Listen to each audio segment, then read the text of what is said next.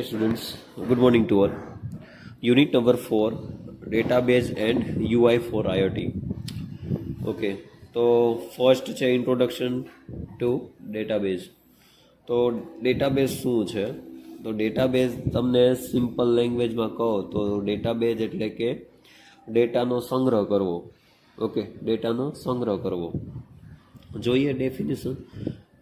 Database એ computer સિસ્ટમમાં સંગ્રહિત ડેટાનો સંગઠિત સંગ્રહ છે અને સામાન્ય રીતે ડેટાબેઝ મેનેજમેન્ટ સિસ્ટમ એટલે કે DBMS દ્વારા નિયંત્રિત કરવામાં આવે છે અને નિયંત્રિત થાય છે એમાં.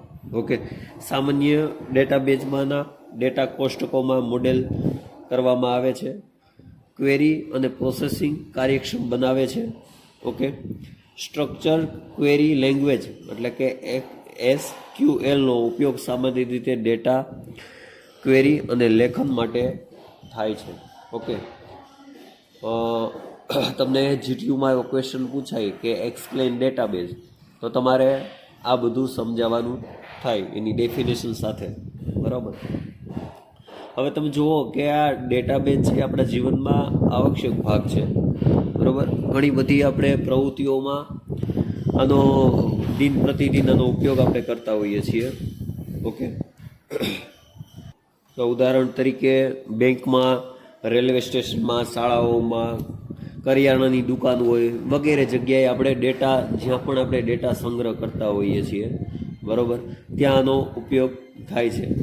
ઉદાહરણો કે જ્યાં એક જગ્યાએ મોટી માત્રામાં ડેટા સંગ્રહિત કરવાની જરૂરિયાત હોય એ આ ડેટા સરળતાથી મેળવી શકાય. બરાબર.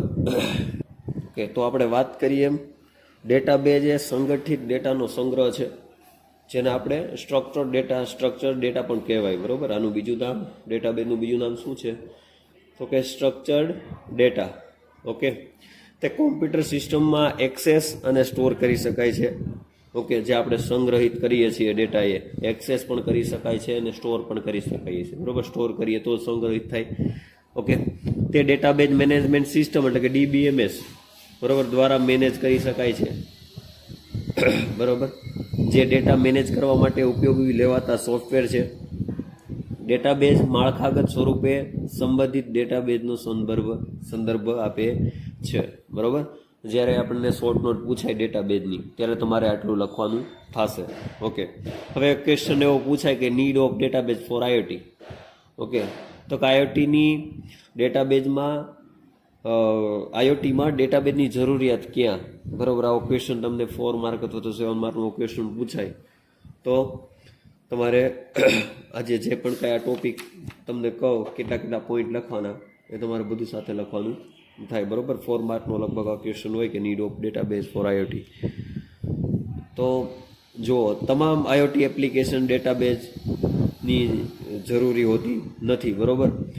કે બધી IoT એપ્લિકેશન છે એ ડેટાબેઝની જરૂર પડે જ એવું શક્ય નથી. બરાબર.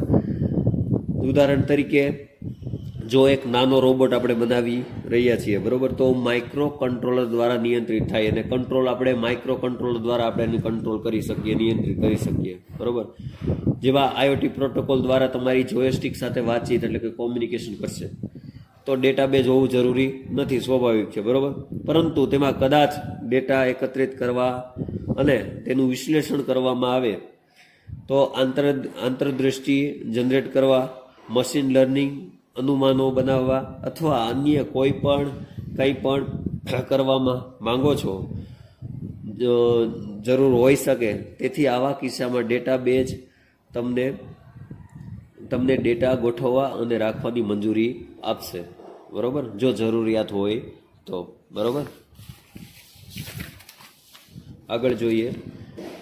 બીજી બાજુ જો તમારી પાસે સ્માર્ટફોન અથવા તો સ્માર્ટ ઉપકરણો જેવા કે ઇન્ડસ્ટ્રીયલ મશીનોમાં જોડાયેલા છે અને ઉપકરણો મશીનમાંથી ડેટા એકત્રિત કરે છે, તેને મુખ્ય સર્વર પર મોકલે છે, જ્યાં તમામ જડ ડેટાને માહિતી રૂપાંતરણ કરવાની જરૂર છે. તે કામગીરી નિષ્ફળતાઓનો વિશે અહેવાલો જનરેટ કરે છે અને તે ગ્રાહકોને મોકલે છે. આ કિસ્સામાં ડેટાબેઝ હોવું એ જવાબદારી છે. તે સિસ્ટમ કાર્ય માટે જરૂરી છે. ઓકે, આ તમે જોઈ રહ્યા છો, આ ઇન્ડસ્ટ્રી છે, બરોબર. તો માઇક્રો કંટ્રોલર આ ચીપ છે, માઇક્રો કંટ્રોલર દ્વારા નિયંત્રિત થતું હોય. ઓકે, અને સર્વર શું કરે? સ્ટોર કરે, બરોબર. ડેટા સ્ટોર કરે છે, જે માહિતી આપણે ડેટાબેઝ દ્વારા ડેશબોર્ડમાં, એટલે કે ગ્રાહકોને જેવી રીતે જરૂરિયાત હોય એ રીતે અહીંયા આપણને ડિસ્પ્લે કરે છે. ઓકે, તો આ એક સિમ્પલ ફિગર છે. આગળ જોઈએ, તેથી તમારે સામાન્ય રીતે તમારી આઈઓટી એપ્લિકેશનમાં ડેટાનો ઉપયોગ કરવાની જરૂર પડે છે, બરોબર. ક્યારે જરૂર પડે છે? તો અમુક તમને અહીંયા મુખ્ય પોઈન્ટ આપ્યા છે, બરોબર. ક્યાં ક્યાં આઈઓટી એપ્લિકેશનમાં ડેટાબેઝ ઉપયોગ કરવાની જરૂર પડે? તો ફર્સ્ટ, શું તમારી પાસે તમારા ઉપકરણો દ્વારા મોટા પ્રમાણમાં ડેટા એકત્રિત કરવામાં આવી રહ્યો છે, જેથી તેઓ તમામ મેમરી સંગ્રહિત કરી શકાશે નહીં? આ ફર્સ્ટ પોઈન્ટ. શું તમારી પાસે એકત્રિત ડેટા સતત વિભિન્ન છે? થર્ડ, તમારી પાસે એપ્લિકેશનમાં સતત ડેટા ફ્લો છે.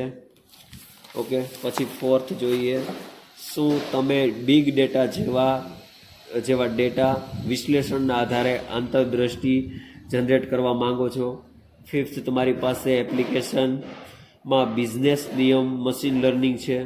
સિક્સ, તમારી એપ્લિકેશન ઓછી ખામી સહનશીલતા છે, તેથી ડેટા નુકસાન ઘટાડવા માટે જરૂરી છે. આ 6 પોઈન્ટ જે છે એ આપણે આઈઓટી એપ્લિકેશન ડેટાબેઝમાં ઉપયોગ કરવાની જરૂર પડે છે, બરોબર. તો આ 6 પોઈન્ટ તમારે લખવાના શેમાં જ્યારે પૂછાય need of IoT. Okay, next point જોઈએ, key factor for selecting a database for IoT application. Okay, આ એક ખાલી વાંચવા જેવું જ છે, બરોબર. એક્ઝામમાં લગભગ આવા ક્વેશ્ચન તમને ના પૂછે, બરોબર. આ એકવાર રીડ કરી લઈએ, જોઈ લઈએ, બરોબર. તો key factor for selecting database for IoT application. Okay,